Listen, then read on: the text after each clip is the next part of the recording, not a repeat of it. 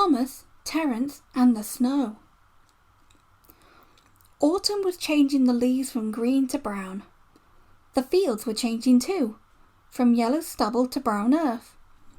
As Thomas puffed along, he heard the chug, chug, chug of a tractor at work.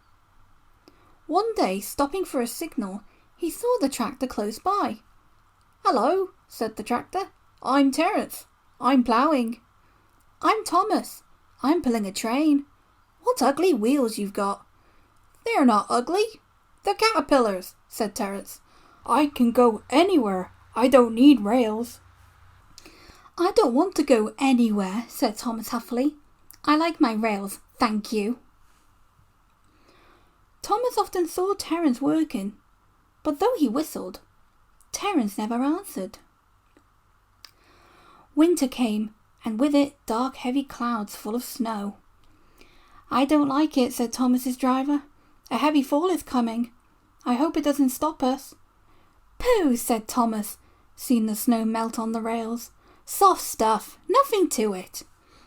And he puffed on, feeling cold but confident.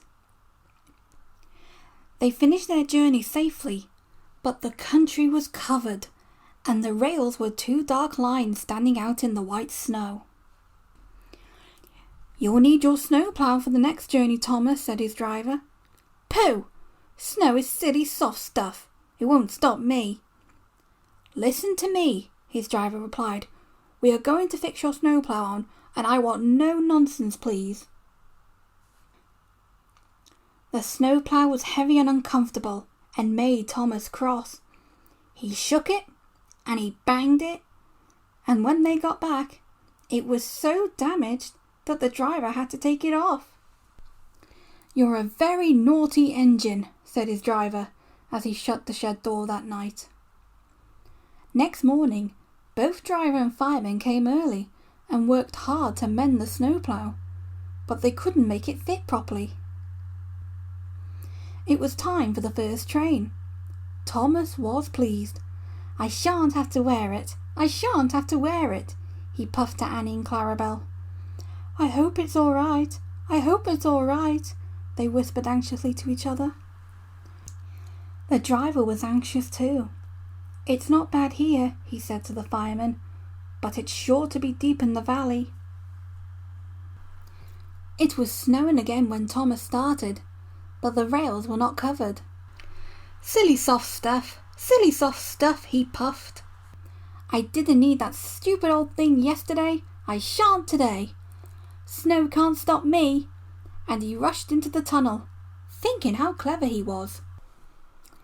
At the other end, he saw a heap of snow fallen from the sides of the cutting. "Silly old snow," said Thomas, and charged it. "Cinders and ashes," said Thomas. "I'm stuck." And he was. "Back, Thomas, back," said his driver. Thomas tried, but his wheels spun and he couldn't move. More snow fell and piled up around him. The guard went back for help, while the driver, fireman and passengers tried to dig the snow away. But as fast as they dug, more snow slipped down until Thomas was nearly buried.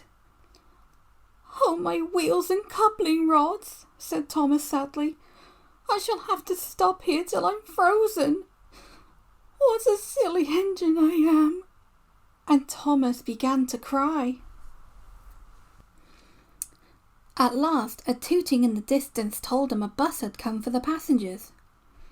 Then Terence chugged through the tunnel. He pulled the empty coaches away and came back for Thomas. Thomas's wheels were clear, but still spun helplessly when he tried to move. Terence tugged and slipped and slipped and tugged, and at last dragged Thomas into the tunnel. "Thank you, Terence. Your caterpillars are splendid," said Thomas gratefully. "I hope you'll be sensible now, Thomas," said his driver severely. "I'll try," said Thomas as he puffed home.